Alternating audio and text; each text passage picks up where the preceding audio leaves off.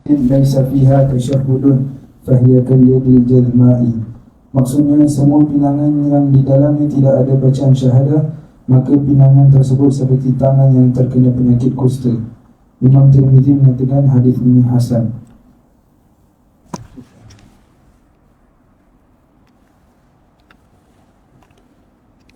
اسمه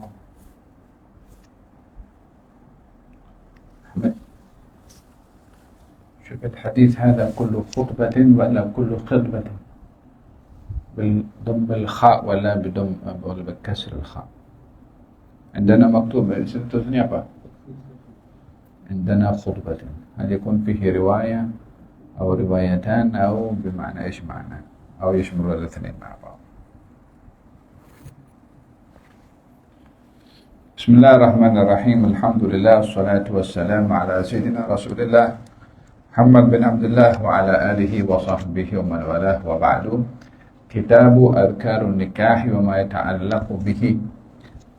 Bab berkenaan dengan zikir dalam pernikahan dan hal-hal terkait dengannya. Yani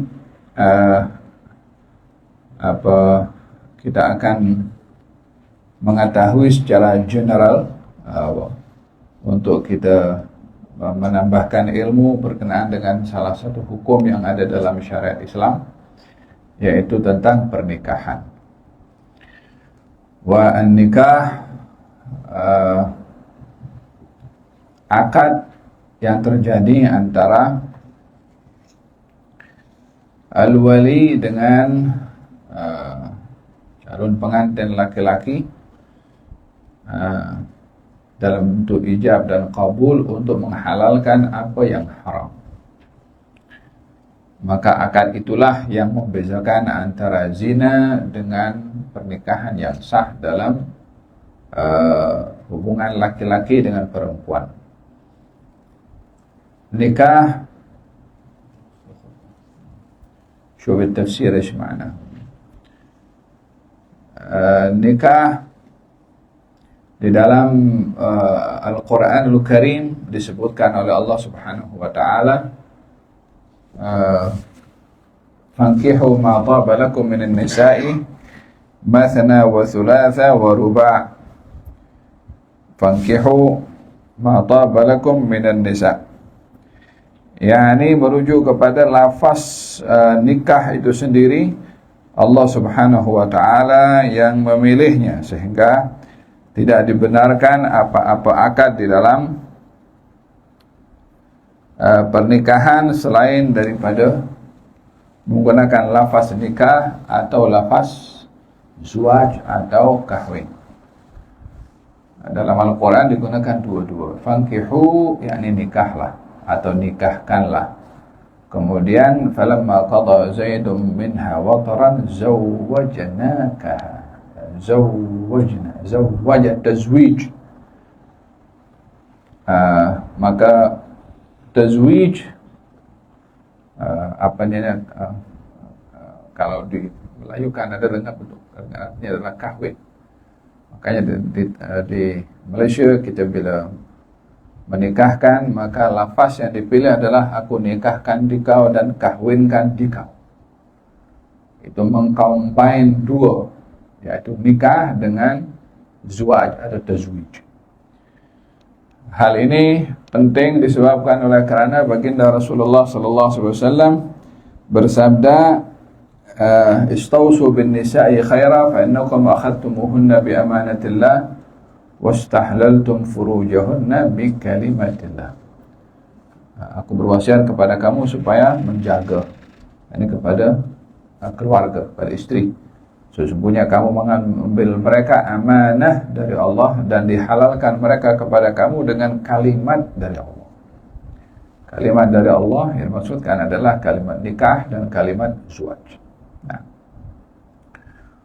hukum pernikahan akan terbagi kepada beberapa hukum, bergantung kepada keadaan orang.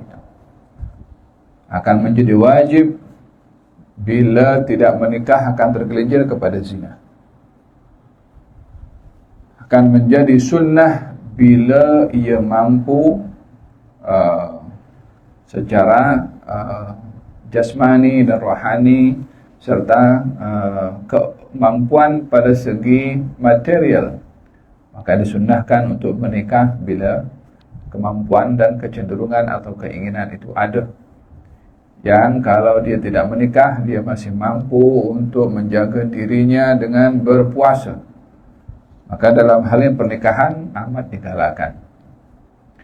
Yang ketiga, pernikahan ini akan menjadi makruh bila sampai kepada peringkat ia kecenderungan untuk berkahwin tidak ada, kemampuan dan juga keupayaan pun tidak ada. Contohnya sudah tak ada lagi keinginan, kecenderungan, dari segi finansial tidak cukup, kesehatan pun sakit, tapi nak berkahwin juga, dan ini boleh memudaratkan kepada pasangan. Maka dalam hal ini pernikahan boleh menjadi makruh, akan menjadi haram bila zalim pada orang lain yang dinikahi. Nah, ada beberapa hukum terkait dengan masalah nikah. Falhasil, katanya yustahabbu an yabda'a al-khatibu bilhamdi lillahi wa sana'i alaih. Yani dalam kita menikah ada satu permulaan yang menjadi mukaddimah kepada pernikahan, namanya khitbah, risik atau meminang. Khitbah ini adalah satu janji, bukan akad. Khitbah adalah wa'dun, janji antara yang meminang dengan yang dipinang, yang merisik dan yang merisik, untuk berkahwin pada satu hari yang ditentukan. Matlamat daripada khitbah bagi perempuan agar supaya tak ada sesiapa yang merisik dia setelah dirisik oleh orang lain. Oleh hada dalam hadis, wala yakhtubu ahadukum ala khitbati akhi, jangan ada seorang di antara kamu yang merisik perempuan yang sudah dirisik oleh saudaranya, karena akan timbul perselisihan nanti. Kalau dah tahu perempuan itu sudah ada yang punya, perempuan sudah ada yang meminang, tak boleh kita datang meminang kepada dia. Kalau kita datang meminang dengan alasan kita lebih mampu, kita lebih utama, kita lebih layak dan sebagainya, menyebabkan keluarga perempuan itu memutuskan dengan lelaki yang pertama yang sudah meminang, maka di sini dosa. Bahwa kita menjadi penghalang kepada perempuan itu yang sudah berjanji kepada orang lain untuk menikah dengannya setelah khutbah. Walau bagaimanapun, yang namanya janji ia bukan menjadi satu kewajiban mesti dipenuhi. Mungkin beberapa hal terjadi di perjalanan, mungkin berubah kecenderungan, mungkin tidak cocok, mungkin masalah keluarga, mungkin. Jadi apa saja kemungkinan-kemungkinan yang terjadi. Maka dalam hal ini, bila akan terputus perjanjian pada khitbah itu, adalah dimaklumkan supaya masing-masing atau supaya si perempuan itu pun juga boleh dirisik oleh orang lain. Faham dong? Nah, katanya dalam khitbah ini dianjurkan untuk kita memulai dengan asyahadah. Asyhadu an la ilaha illallah wa asyhadu anna Muhammadan abduhu wa rasuluh. Yani fi sunan Nabi Daud katanya kullu kalamin fi ba'd la yubda bilhamdulillah fa huwa ajdam. Setiap pembicaraan yang tidak dimulai dengan alhamdulillah maka dia ajdam, maksudnya dia tak ada barakah. Lihada ada dua riwayat yang mengatakan setiap perkara baik bila tidak dimulai dengan bismillah maka tak ada barakahnya. Setiap perkara baik bila tidak dimulai dengan alhamdulillah maka tak ada barakahnya. Keanjurannya di sini adalah bila mana merisik dan meminang, dimulai dengan alhamdulillah, salawat kepada Rasulullah dan juga syahadah, barulah kita mengadakan hasrah kita datang. Mungkin kita di sini kan lebih kepada pantunnya. Silakan berpantun, tapi mulakan dulu dengan Bismillahirrahmanirrahim. Alhamdulillahirabbil alamin wassalatu wassalamu ala sayyidina Muhammadin wa ala alihi wasallam. Asyhadu an la ilaha illallah wa asyhadu anna Muhammadan abduhu wa rasuluh. Pulalah pantun tahu. Supaya apa? Ini kalimat menjadi asbab untuk mendapatkan barakah pada hasrat yang ia datang dengannya, yaitu meminang. Hadis yang kedua adalah dari Sunan Nabi Daud, katanya kullu khutbatin, itu pakai dhammil kha, laisa fihi tasyahhudun. Setiap khutbah yang tak ada syahadah, yakni tak ada dua kalimat syahadah, asyhadu an la ilaha illallah wa asyhadu anna Muhammadan Rasulullah, fahiya kal yadil jadma, yakni seperti tangan yang berpenyakit. Yakni sebagaimana sama dengan pertama tadilah, ini tak ada barakah. Seperti setiap pembicaraan bila tak mulai dengan bismillah maka tak ada barakahnya. Setiap pembicaraan bila tak dimulai dengan alhamdulillah maka tak ada barakahnya. Setiap pembicaraan bila tidak dimulai dengan syahadah maka juga tidak ada barakahnya. Faham tak? Jadi bolehkah kita mengekalkan tradisi yang menjadi kebiasaan di tanah Melayu ini? Kalau merisik dengan puisi, boleh. Apalagi kalau puisinya puisi yang baik. Inna minal bayani wa inna minal syairi la hikmah. Pada syair itu ada hikmah. Silakan berpuisi, tetapi mulakan sebelum berpuisi dimulai dengan memuji kepada Allah Subhanahu wa taala, salawat kepada Nabi, dan juga dengan dua kalimat asy-syahadah. Faham tu? Gerak. Yang kedua, menawarkan puteri atau saudara perempuan kepada orang soleh untuk dinikahi. Kami riwayatkan di dalam Sahih Bukhari bahawa Umar bin Al-Khattab radhiyallahu taala anhu ketika suami putrinya Hafsah radhiyallahu anhu meninggal dunia, dia berkata, aku bertemu dengan Utsman, maka aku tawarkan Hafsah kepadanya. Aku katakan, jika engkau mahu, aku akan nikahkan engkau dengan Hafsah binti Umar. Dia jawab, aku timbangkan dahulu. Aku menunggu beberapa malam, kemudian dia mendatangiku dan berkata, pertimbanganku adalah saat ini aku tidak mahu menikah. Aku pun bertemu dengan Abu Bakar As-Siddiq radhiyallahu ta'ala anhu. Aku katakan kepadanya, jika engkau mahu, aku akan nikahkan engkau dengan Hafsah binti Umar. Abu Bakar diam sejenak, seterusnya sehingga akhir hadis. Hadza menunjukkan beberapa tanggungjawab orang tua, khususnya orang tua bagi anak perempuan. Orang tua bagi anak perempuan untuk mengusahakan supaya dicari untuk anak perempuannya lelaki yang baik. Bukanlah menjadi satu hal yang menjatuhkan marwah bila ayah mencari calon menantu untuk anak perempuannya, atau menawarkan anak perempuannya dengan lelaki yang baik. Justru itu bahagian daripada hal yang sangat baik, disebabkan para anbiya pun melakukan. Jika itu memalukan, takkan para nabi akan buat. Di dalam Al-Quranul Karim, Allah Subhanahu wa ta'ala berfirman mengenai Nabi Syuaib, mengatakan kepada Nabi Musa, inni uridu an unkihaka ihdabnatayya hatain. Musa, aku akan nikahkan kamu dengan salah seorang daripada kedua putriku.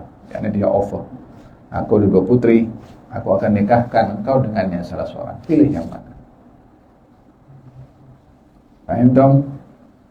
Jadi di sini Nabi Syuaib offer. Tapi ketika mengoffer, dia tak sembarangan.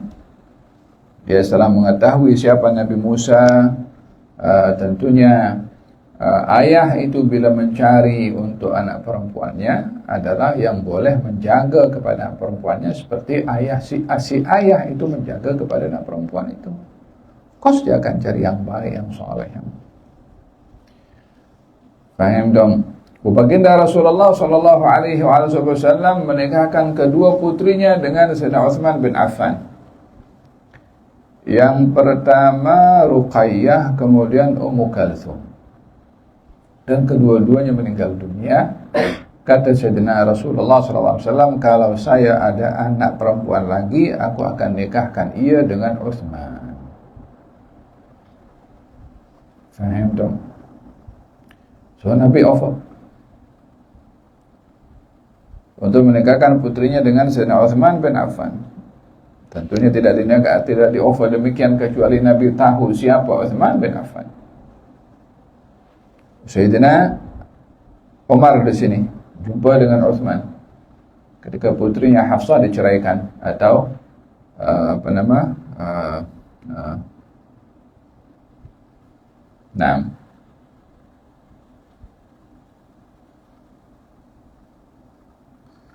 ketika suami Hafsah meninggal dunia, ketika suaminya Hafsah meninggal dunia, selesai daripada iddah, Sayyidina Umar menawarkan kepada Sayyidina Utsman bin Affan, kamu mahu kawin dengan putriku Hafsah?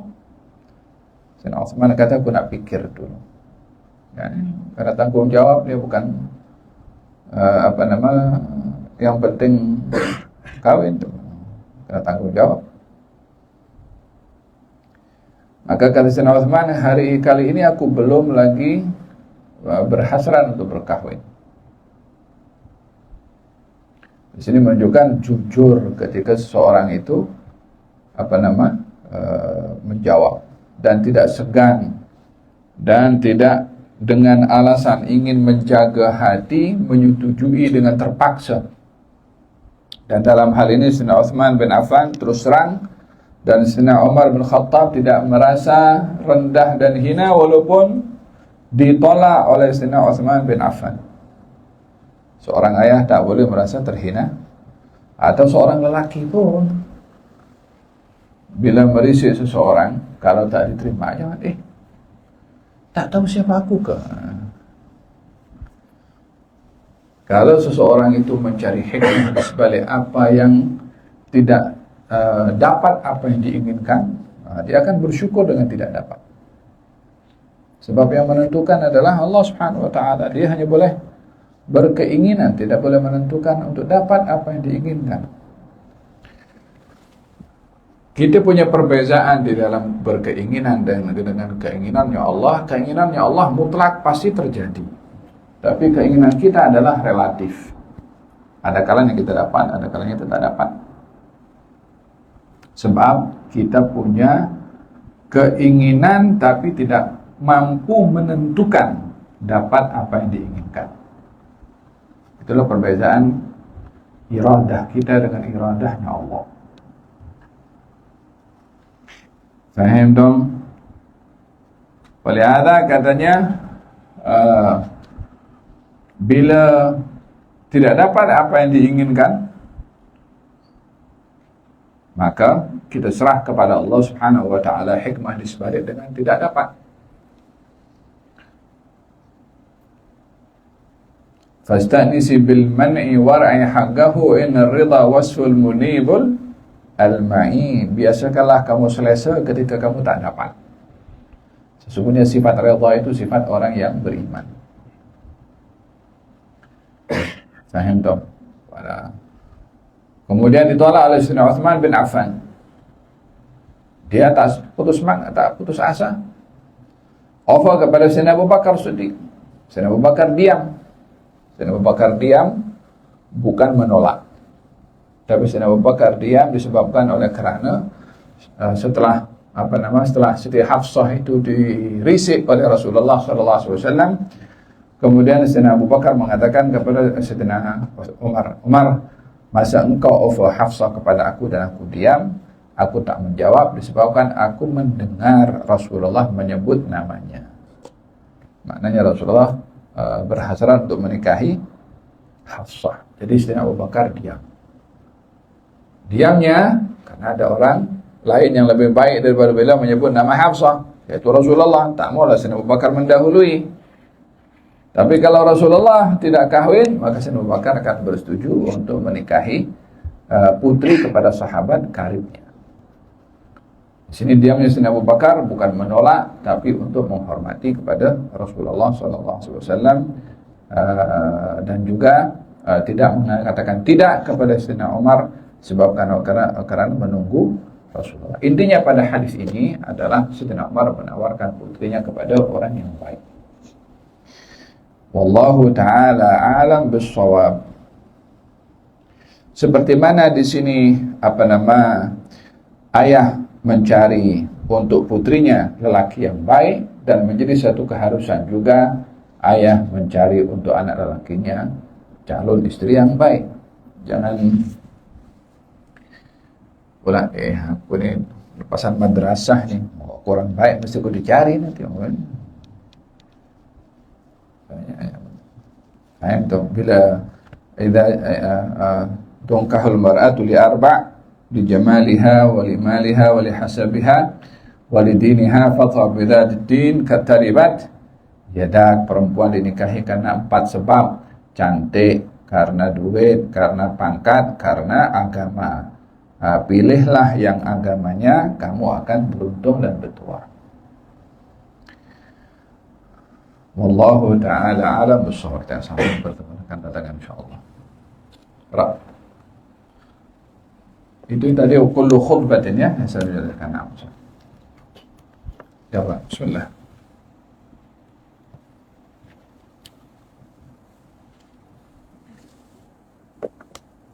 Bismillahirrahmanirrahim. Kitab Tazkirah Sami' wal Mutakallim fil Adab al-Alim wal Muta'allim. Imam Qadim bin Jama'ah rafa'ana Allah bihi wa ulumi fid darain amin. Amin. Yang keenam, cantikkan tulisan. Sewajarnya pelajar perlu mengelakkan daripada menulis dengan tulisan yang kecil ketika melakukan proses penyalinan. Hal ini kerana tulisan merupakan tanda, maka tanda yang paling jelas adalah tanda yang paling baik. Apabila sebahagian salaf melihat tulisan yang kecil, mereka berkata, hadha khattun man la yuqinu bil khalafi min Allah azza wa jalla. Maksudnya, tulisan ini adalah tulisan seseorang yang tidak yakin dengan pahala daripada Allah azza wa jalla. Sebahagian mereka turut mengatakan, ini menulis tulisan yang cantik, besar dan jelas. Macam itu hari kita ada soalan hantar kecil tulisannya ni, macam perlu kaca besar lah. Pagilah tulisannya. Apa susahnya lah tulisan besar itu kan? Gerak. sebahagian mereka turut mengatakan, uktub ma yanfa'uka waqta hajatika ilaih wa la taktub ma la yanfa'u bihi waqta yuntafa'u bihi waqtal hajat. Maksudnya, tulislah sesuatu yang dapat memberi manfaat kepadamu ketika kamu memerlukannya, dan janganlah menulis sesuatu yang tidak dapat dimanfaatkan ketika kamu memerlukannya. Yang dimaksudkannya ialah pada waktu tua dan mata telah kabur. Nah, ada Syekh ada menyebutkan tentang adab pelajar itu sentiasa membawa pen dan juga membawa kertas. Karena bila membahas tentang menulis, tidak mungkin orang menulis kalau tak bawa pen dan kertas. Tak sepatutnya bagi orang pelajar poketnya kosong daripada pen. Kalau perlu bawa lebih daripada 1 pen. Kita kalau tengok Habib Umar itu, pennya itu mungkin ada 3 atau 4 itu. Itu kan warna, kemudian size. Kadang-kadang perlu tanda tangan yang tulisannya agak besar sikit, maka guna pen yang agak tulisannya agak besar. Faham tu? Ada alim itu kepalanya, masya Allah, sekian banyak ilmu. Faham tu? Ini poket ada pen soalnya. Udah lupa. Walhasil kena ada pen dalam poket, kena ada juga kertas. Faham dong? pelajar bila hadir halaqah tak membawa pen, umpama orang berjihad tak bawa senjata. Macam mana nak menahan diri daripada serangan musuh? Macam mana? Itu kita bercakapkan ilmu yang 1 jam kelas banyak. Kalau tak dicatat, maka dia akan hilang. Katanya, uktub khairan min an tasma' wahfad khairan min an taktub. Al-ilmu saydun wal kitabatu qayduhu, qayyid suyudaka bil hibalil wathiqah. فمن الحماقة أن تصيد غزالة فتتركها بين الناس طالقة. Kata Imam Syafi'i. Paham? Ilmu ini umpama mangsa yang diburu. Bila dapat ikat. Ilmu kalau dapat catat. Adalah merupakan satu kebodohan bila orang dapat tangkap mangsa tak diikat, hilanglah mangsa itu. Dengan jaminan aku punya otak jenius macam Imam Syafi'i, boleh hafal terus, la haula, kita punya otak maksiat banyak, madarat haram banyak. Faham tu? Yahtaj minna al-istighfar wa at-taubah wal kitabah. Faham tu? Karena Imam Syafi'i dia tulis, Imam Syafi'i menulis. Tulisannya itu beliau menulis di tulang. Bila jumpa tulang di jalan, diambil oleh beliau, ambil arang itu. Arang sikit-sikit. Arang itu diambil untuk tulis. Pada mana? Pada tulang. Pasal tak ada kemudahan tu nak beli macam karatis, kertas-kertas tu nak catat. Sehingga biliknya itu dipenuhi dengan tulang-tulang. Sehingga ruang untuk nak tidur pun tak mencukupi karena banyak catatan-catatan itu. Tak ada tempat. So akhirnya dia kata, ini tak boleh ni. Kita kena hafal semua. Setiap tulang tu hampir memang dihafal semua. Bila dah hafal, dia kata, ilmi ma'i haitsuma yamamtu yanfa'uni. Ilmuku bersama dengan aku sekarang. Mana aku pergi, ilmu bersama dengan aku selalu. Jadi 3 kategori. Yang pertama catat. Yang pertama dengar. Yang kedua catat. Yang ketiga hafal. 3 ini mesti ada. Listening, kemudian writing, kemudian memorize. Paham tak? Kita dengar, fokus, catat untuk tak hilang. Yang ketiga adalah menghafal. Gerak. Kadang-kadang sebahagian golongan musafir yang menulis dengan tulisan kecil bertujuan agar ia lebih ringan dibawa. Walaupun ini merupakan tujuan yang baik, namun manfaat yang hilang pada kemudian hari adalah lebih besar berbanding manfaat yang diperolehi sekarang, iaitu ingin memikulnya. Penulisan menggunakan dakul kering akhirnya lebih utama berbanding dakul basah al-midad kerana ia lebih jelas. Mereka berpendapat jangan gunakan pen terlalu keras kerana ia menyebarkan penulisan secara cepat. Jangan gunakan pen yang lemah yang tulisannya boleh terpadam. Sebahagian mereka berkata, apabila kamu mahu mencantikkan tulisan kamu, maka panjangkan dan besarkan ujung pen. Sarungkan dan lebihkan ke kanan akan potongi mata pen. Hendaklah menggunakan pisau yang sangat tajam dan dikhaskan untuk menajamkan pen dan memotong kertas. Pisau tersebut pula tidak digunakan untuk kegunaan yang lain. Hendaklah menggunakan landasan yang sangat keras untuk menajamkan pen di atasnya. Mereka memilih rotan Parsi yang sangat kering dan Albanus yang keras lagi berkilat. Allah Ta'ala alam. Yani memilih alat untuk menulis supaya jelas untuk dibaca. Yang tulisan itu bila kekal sampailah dia tua, matanya itu sudah mula tak clear, tapi kerana tulisan itu jelas masih boleh baca. Faham tak?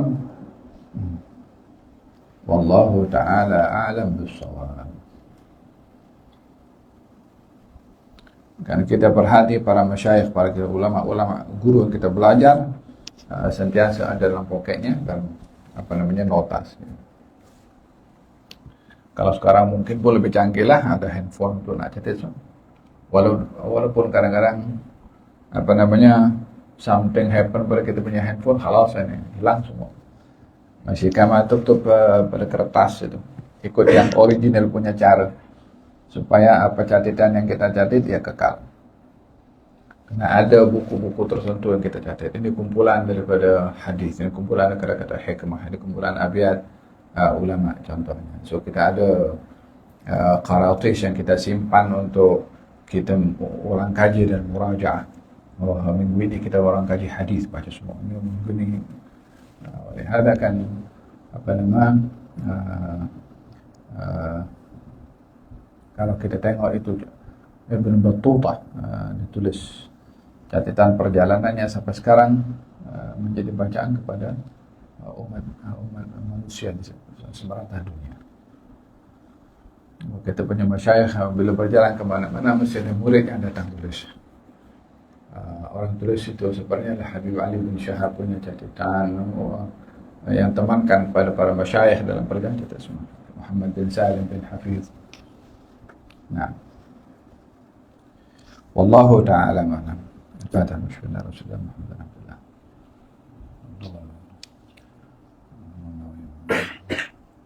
Muhammad Ibrahim. حضرة النبي محمد صلى الله عليه وسلم.